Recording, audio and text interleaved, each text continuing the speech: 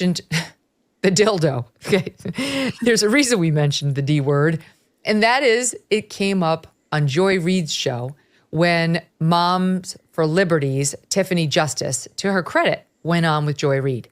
The subject was all the evil book banning that they're doing in Florida, thanks in part to people like Ron DeSantis and people like Tiffany, who, through Moms for Liberty, is pushing to get these books not out of Florida, not out of libraries, not out of Amazon, not out of bookstores, but out of K through 12 school libraries. That's it. Megyn Kelly slammed MSNBC's Joy Reid for attacking Moms for Liberty, who are fighting to keep graphic sexual content out of elementary schools.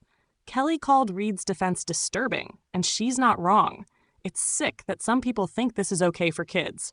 More voices like Kelly's are needed to call it out. They're coming for your kids. Stay alert. Let's dive in.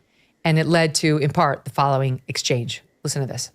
What is the expertise that you have and other Moms for Liberty advocates have to decide that a book, an award-winning book like All Boys Aren't Blue, isn't appropriate for students to read? What is your expertise? What a tragic story of a young man who's anally raped by his adult family member. So you have incest, rape, pedophilia. In what context is a strap-on dildo acceptable for public school? That's my question to you. As you are not an expert, in this book, I don't have to be an expert to know that dildos aren't appropriate for public school. I mean, come on, let's get real. This book is a full context story, as you said, of the author's experience. Right. What is your right to tell a parent who wants their child, who might feel seen by this story, why don't they have the right? Why don't they have the right as a parent to say, my child can have access to this book? If a child feels seen by this story, that means that they have been the victim of a predator. That means that they have either been raped by a family member.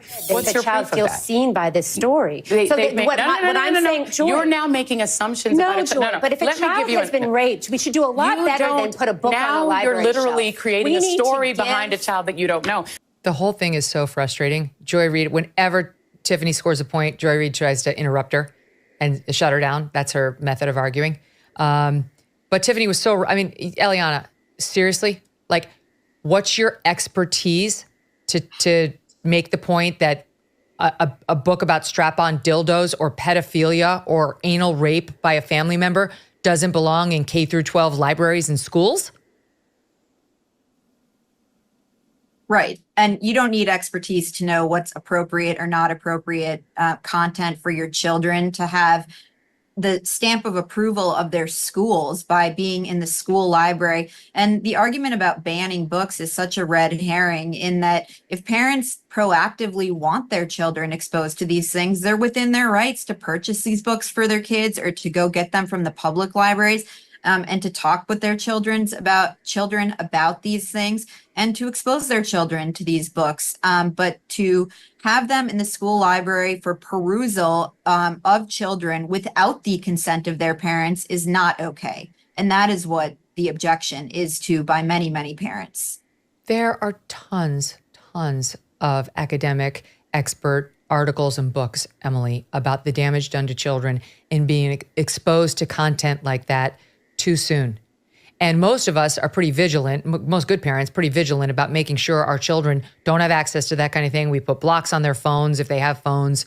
We don't, whatever. You're making sure the family computer is in a room where the children, you can see the child, right? Megyn Kelly is spot on. It's well known and backed by facts that exposing kids to this kind of content harms them in countless ways. So you really have to ask, why on earth would anyone like Joy Reid defend it? Reid's argument that people are imposing their views doesn't hold water. No, Joy, it's not about imposing views. It's about protecting kids. What's really happening is that the minority opinion is being forced on everyone else. That's the twisted logic of woke ideology. This is why Reid's defense sounds so out of touch. No parent wants this stuff in schools, and no one wants others deciding what's right for their kids. That's the parent's job, not Joy Reid's. What do you think? Drop your thoughts in the comments, hit like, and let's keep going. All the things. And the last thing you want to think is when you send them to school, that's when they're most dangerous.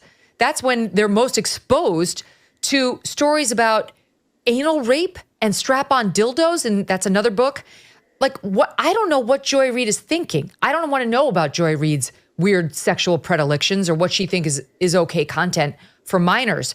But it's not the same as what I think. And if she wants to expose her kid to that stuff, she can go right ahead and do it on her own time and her own dime, not on my taxpayer money, when my kid might be sitting right next to her kid reading a nice book about love, about bullies, about history, right? It's absurd to pretend it's a ban because you can't get it in your school library. But of course, Megyn, you're not an expert. I mean, it's just like her argument crumbled on her own show. I mean, it was incredible. Tiffany from Moms for Liberty did just an incredibly deft job at knocking everything down while not seeming at all to be unlikable. Like, she was sane, rational, reasoned. She didn't seem like a crazy extremist that wanted to ban, Harper Lee or anything like that. She did such a great job. And I think also that just speaks to the weakness of Joy Reid's argument that every time she brought up a book ban, Tiffany from Moms for Liberty was like, oh, okay, well, there are some websites that are banned. Are you saying that everybody who's banned different websites at public schools is a website banner? No, of course you're not. You don't allow porn websites to be accessible on these computers. It doesn't make you a censor or a website banner. It just makes you somebody who's exercising normal judgment about what's right for children. You don't need to be an expert to say that children should not be exposed to pornography. And when PEN America did their calculations about the most banned book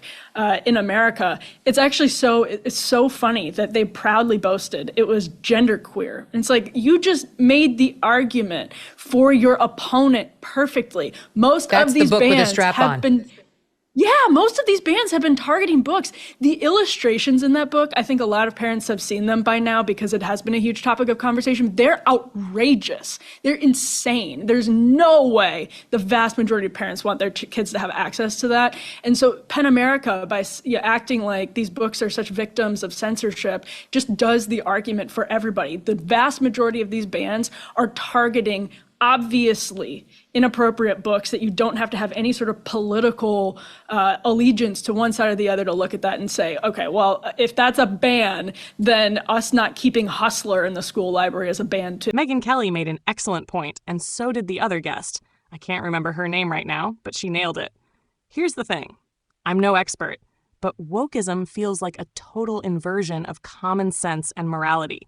It's like they take the worst aspects of society, label them as the moral high ground, and then accuse anyone who disagrees of being the problem. They flip reality on its head, acting like they're the righteous ones while painting everyone else as the bad guys. It's absolute madness. And honestly, I don't see it leading anywhere good. What do you think about Megyn Kelly's take?